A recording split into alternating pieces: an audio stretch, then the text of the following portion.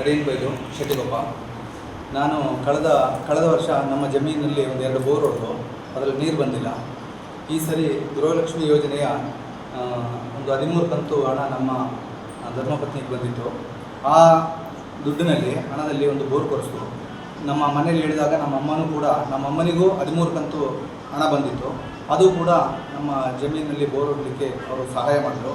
ಹೀಗೆ 13, 26 ಕಂತು 52,000 ರೂಪಾಯಿಯಲ್ಲಿ ನಮ್ಮ ಜಮೀನಿನಲ್ಲಿ ಒಂದು ಬೋರನ್ನು ಕೊಡಿಸಿ ಉತ್ತಮವಾದ ನೀರು ಬಂದಿದೆ. ಈ ಯೋಜನೆಯನ್ನು ಅನುಷ್ಠಾನ ಮಾಡಿದ ಸರ್ಕಾರಕ್ಕೂ ಮುಖ್ಯಮಂತ್ರಿಗಳಿಗೂ ಎಲ್ಲರಿಗೂ ಕೂಡ ನಮ್ಮ ಪರವಾಗಿ ಧನ್ಯವಾದಗಳು.